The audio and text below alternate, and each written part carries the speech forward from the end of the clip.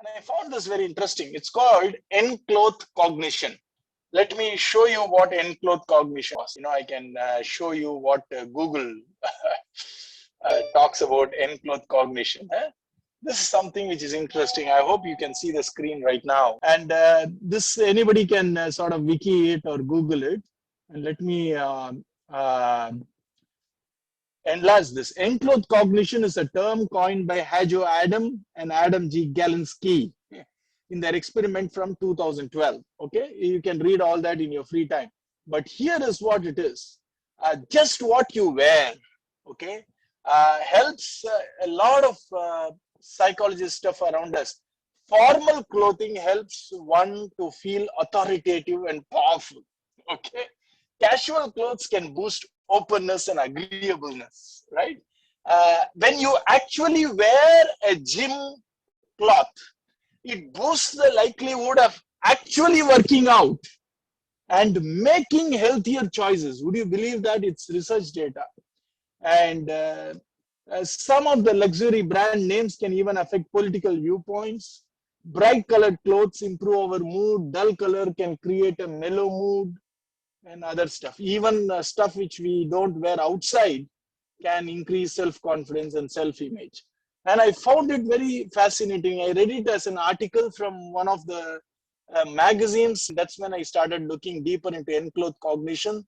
And all this made sense. And I don't want to use this to explain our tradition, but I was trying to make parallels between a very beautifully well-researched, data-based, scientific Western values versus things which have been followed for a long time and hence taken as something self-evident and hence scientific precepts of the East, if I can use the term East in India, etc. So here we have been telling the clothes make a difference.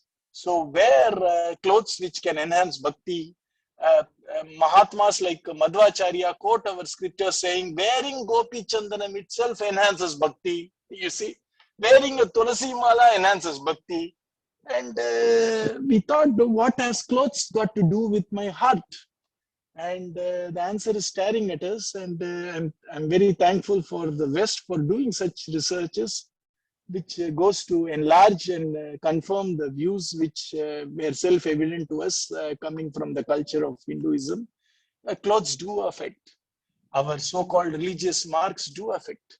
So when you wear a puttu or a vibhuti or a kunkumam or a gopi chandanam or a tiruman, etc., and then enter into a puja room, it makes a difference in the way in which we pray.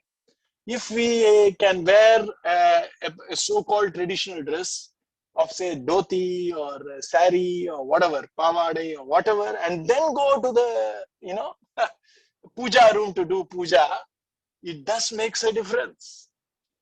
And there are more articles. I'll keep sharing. Bhagavatam for me is everything, including this. It's not just a Sanskritam book. Guruji has made our whole life as Bhagavatam. Whatever we learn which enhances our movement towards the truth, towards Krishna, is Bhagavatam. And there is another lovely story, research article, where it talks about how space makes a big difference. With most of you doing work from home, study from home, attend classes from home, the research article very beautifully said, don't play and study in the same space. If you have a small room, at least make a play corner different and a study corner different. If you can allocate a place for us to study, and if you can use that again and again, the moment you sit down, your entire system, your brain, your biochemical processes, which puts all these transmitters in your head, etc., your hands, your eyes, everything is now giving its optimal best for doing that job of, say, focusing on some contemplation of studies, etc. And when you want to play and loosen up, if you can find a corner or some sort of a routine, it's called a ritual. To do that, you can do that better. Suppose I'm wearing play clothes and trying to sit down to do puja, because there is something which is unconsciously associated with the play clothes, which is playfulness. I don't think I can focus 100% on the puja as much as I can if I can wear a formal clothes of, when I say formal, I don't mean obviously coat, suit and all that stuff. I mean formal means at least a dhoti, etc.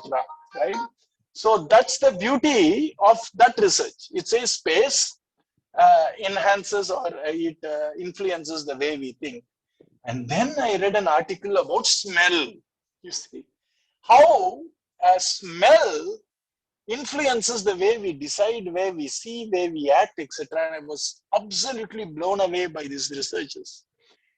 And then all our agarbatti, the karpuram, and the sambrani, etc., all that made sense. So we have this wonderful body of knowledge right now, if you are open to those, where they have done so much research and things which were dismissed as superstitious. I'm not trying to sign off on all those which we do in the name of religion, but I can boldly sign off on 90% of those stuff which intuitively or with extrapolation from scientific research or as a word from my guru, that's more than enough for me to sign off on. Yes, I think it makes a difference.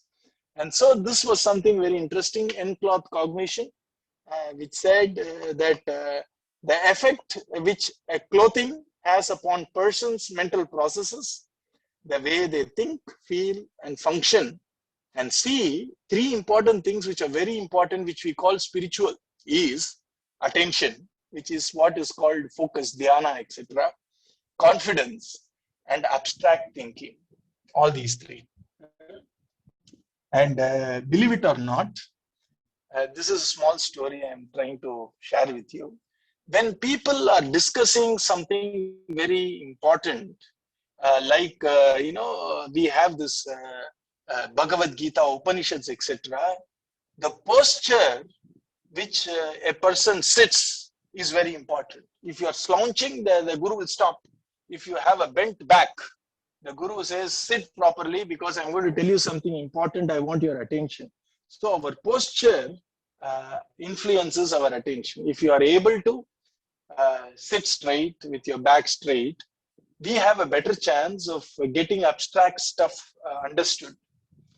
If we have a slouching, what do you call it, a bent back, and the shoulders are not bad, they are lunging forward, etc., we naturally use a tremendous portion of our attention.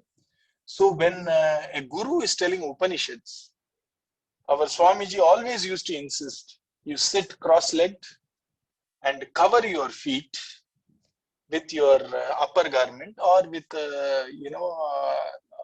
either the utriyam or with the dhoti itself, and listen. And we tried that once. Naturally, what I could feel is when you cover your feet, sit straight and listen, naturally a sense of awe and reverence comes into our heart. And we need that awe and reverence if we need to really understand the intricate meanings of Upanishad, because you need an extremely sharp intellect to understand the commentaries of such great Mahatmas like Adi Shankara Bhagavad-pada or Bhagavat Ramanujacharya, because the logic is very, very, very sharp. You miss one word in it and the whole meaning won't make sense.